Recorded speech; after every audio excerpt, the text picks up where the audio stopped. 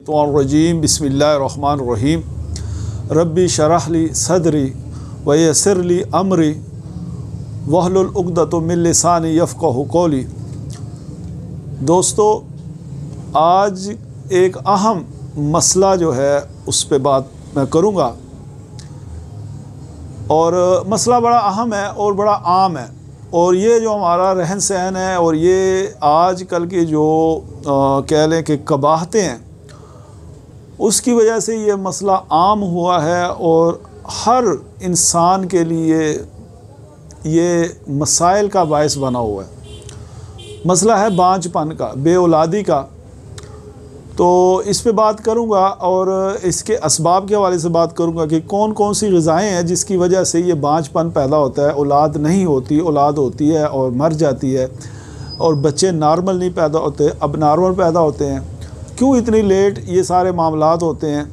हमल के होने में पेचीदगियाँ जो है, इस हवाले से बात करूँगा। ग़िज़ाएँ, इस बात करूँगा ग़िज़ाएँ कौन कौन सी जो हम खा रहे हैं और कौन कौन सी ग़िज़ाएँ नहीं खा रहे जिसकी वजह से ये मामले पेश आ रहे हैं। तो ये एक बड़ा तफसीली टॉपिक है। उम्मीद करता हूँ कि इंशाल्लाह ये मुख्तसर वक़्त में इस पे बात करूँगा और कोशिश करूँगा कि इस बात को हम आगे चलाएँ। ये जो पीछे नज़र आ रहा है ये मेरा मतलब है, थोड़ा सा वक़्त मिला तो मैं आपसे मुखातब हूँ। और दोस्तों, बड़ा अफसोस होता है, गरीब लोग होते हैं, आम अफराद जो 25-30 हज़ार रुपये तनख्वाह लेते हैं, लेकिन उनको जब शादी करवाते हैं तो फिर ये मसाइल शुरू हो जाते हैं। बच्चों के हमल नहीं होता, उसके लिए अद्वियात बड़ी महंगे, टेस्ट और ये चीज़ें सारा कुछ, लेकिन इसके बावजूद उसका फल नहीं मिलता, मसला हल नहीं होता। इसकी वजह क्या है, इसके असबाब क्या है? ये उन लोगों के लिए भी ये वीडियो बड़ी मुफीद है कि जिनकी औलाद है, जिनके बच्चे हैं, वो अपने बच्चों की तरबियत इस तरह करें कि आगे जाके बच्चियाँ हों या बच्चे हों कि उनको ये मसाइल का सामना ना करना पड़े। ये बड़ी अहम बात है, ये अहम नुक्ता है। क्योंकि आपकी जो औलाद है, अगर आप चाहते हैं कि आपकी औलाद जो है इन मसाइल से दो चार ना हो, तो कुछ चंद बातें मैं इस वीडियो में बताऊंगा और इंशाल्लाह आगे भी मैं बताऊंगा। तो आपने कोशिश करनी है कि उस पर गौर करें, फ़िक्र करें, तदब्बर करें, तफक्कुर करें, और उसके बाद अगर आप समझें कि ये बेहतर है तो इस पर अमल भी लाजमी कीजिए। आज का जो हमारा रहन सहन है बड़ा अजीब है, अजीब व गरीब रहन सहन है हमारा। ये कहाँ से आया है सबको पता है। फास्ट फूड है, इसका बेदरेग इस्तेमाल है, बच्चे इसके अलावा कुछ खाते नहीं हैं। पराठे का आम इस्तेमाल हो रहा है, रात को कैफ़े खुले हुए हैं और रात को पराठे खा रहे हैं। गर्मियाँ, सर्दियाँ, दोपहर और पराठे खाए जा रहे हैं। चिकन है, बहुत ज़्यादा इसका इस्तेमाल होता है। और ये जो कैफ़े और जो होटल हैं, रेस्तोरां हैं, उसमें जो पराठे बनते हैं ये सिर्फ मैदे से बनते हैं। मैदा होता है, खाली मैदा होता है, सफ़ेद आटा जिसको हम कहते हैं, ये सफ़ेद ज़हर है। तो इसका इस्तेमाल है। फिर फास्ट फूड जितना भी है उसमें सबसे अहम जो चीज़ है वो मैदा ही है। आप बर्गर ले लें, शवारमा ले लें, पिज़्ज़ा ले लें, तो वो जो बड़ा सा पेड़ा है वो मैदे का ही होता है। अच्छा, ये मैदा, इसके अलावा आपकी जो बेकरी आइटम्स हैं, सारी बेकरी आइटम्स जो हैं वो फीकी हो, नमकीन हो, मीठी हो, खस्ता हो, सहत हो, करारी हो, लेकिन उसमें उसका जो जुज़्व आज़म है वो क्या है? मैदा। तो ये जो मैदा है ये करता क्या है? ये कब्ज़ करता है। सिर्फ कब्ज़ नहीं करता, कब्ज़ तो इसकी कलामत है, जिस्म में खुश्की पैदा करता है, इंतहा दर्जे की खुश्की पैदा करता है। और आप सियाने लोग हैं मेरे मुखातब, जो खुश्की की वजह से ज़मीन जिस तरह फट जाती है, इसी तरह जिस्म के अंदर भी खुश्की की वजह से ख़राशें पैदा हो जाती हैं। जिस्म के जो अंदर जो हमारे उज़्व हैं, आज़ा हैं, मुरक्कब आज़ा हैं, वो फट जाते हैं, सोज़श हो जाती है। और उसकी वजह क्या है? ये खुश्की। खुश्की की वजह से आपके अंदर जो जरासीम है, औलाद पैदा करने वाले, वो ख़त्म हो जाते हैं, नापैद हो जाते हैं। औरतों में जब खुश्की पैदा होती है तो उसको भी इसी तरह के मसाइल का सामना होता है। तो ये मैदा और मैदा से बनी हुई चीज़ें, और इस तरह हमारा जो दूसरा रहन सहन है, ये उसका फल है जो हम बाद में सारी ज़िंदगी हम इसको भुगतते हैं। तो इन चीज़ों से परहेज़ करेंगे तो मामला बढ़ेगा। देखें आप कोई चीज़ बीजनी हो, आपने कोई फल उगाना हो, आपने कोई खेत में से कुछ उगाना हो आपने, या कहीं आपने देखा हो, तो क्या करते हैं, पहले जिस जगह को देखते हैं, जगह ऐसी हो जहाँ पानी ना खड़ा हो, जहाँ बहुत तेज़ धूप ना लगती हो। हर फल जो है, कोई भी जो फल है, कोई भी जो खेत है, कोई भी जो दरख्त है, उसके लिए मुख्तलिफ मिजाज का माहौल और इन्वायरमेंट जो है वो पैदा करना पड़ता है।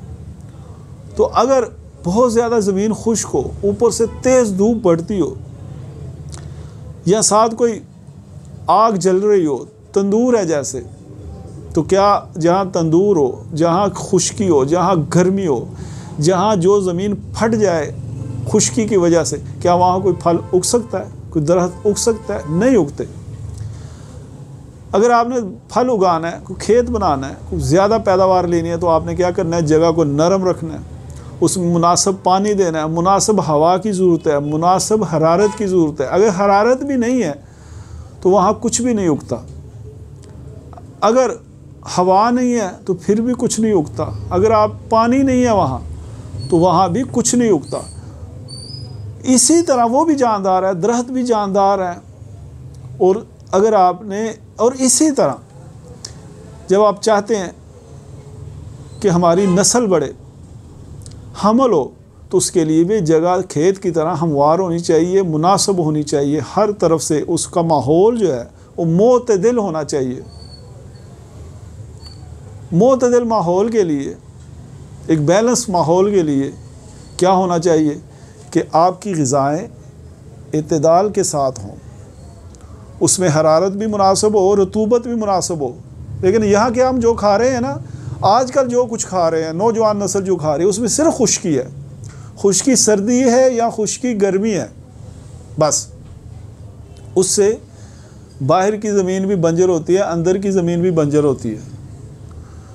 तो इन चीज़ों को छोड़ना पड़ेगा। जब तक अगर आप ये चीज़ें इस्तेमाल करेंगे और आप कहें कि बच्चों की पैदाइश हो, बड़ा मुश्किल है। और अगर हो भी तो ऑपरेशन के बग़ैर ये मुमकिन ही नहीं है। और कसरत को तो आप भूल जाएं, कसरत के लिए भी ये जो चीज़ें हैं ये छोड़नी पड़ेंगी आपको। कौन सी ग़िज़ाएँ इस्तेमाल करनी चाहिए? तर गरम ग़िज़ाएँ, सब्ज़ियाँ, गरम तर ग़िज़ाएँ, गोश्त जो है सब्ज़ी वाला गोश्त बनाएं, बकरे का गोश्त हो, शोरबे वाला गोश्त हो, बड़ा गोश्त भी हो तो उसमें सब्ज़ियाँ डालें। और फल खाएं, मौसम का जो फल है वो लाजमी खाएं। आजकल के बच्चे फल नहीं खाते और दुनिया की हर प्रोडक्ट इस्तेमाल कर लेते हैं, लेकिन फल नहीं खाते। फल खाएं, बच्चों को दूध पिलाएं, बच्चों को मौसम के फल खिलाएं। गन्ना, कभी ये बहुत बड़ी हमारे लिए सौगात होती थी। आज का नौजवान जो है वो गन्ने से वाकिफ़ ही नहीं है, गंडेरी से वाकिफ़ ही नहीं है। वो क्या चीज़ है? वो भी एक ख़जाना है, उसको भी इस्तेमाल करें, इस्तेमाल करवाएं, घरों में लाएं ये चीज़ें। देसी घी का इस्तेमाल करें। देसी घी के फ़ायदे पे इंशाल्लाह अलग वीडियो बनाऊंगा मैं, लेकिन बहरहाल ये भी कुदरत का एक इनाम है। दोस्तों, आज मैं आपको एक आखिरी बात मैं करके बात ख़त्म करता हूँ। एक चीज़ का इस्तेमाल आप अपनी ज़िंदगी में कर लें तो इंशाल्लाह जो मसाइल मैंने बताए हैं आपको, उसका सामना नहीं आपको करना पड़ेगा।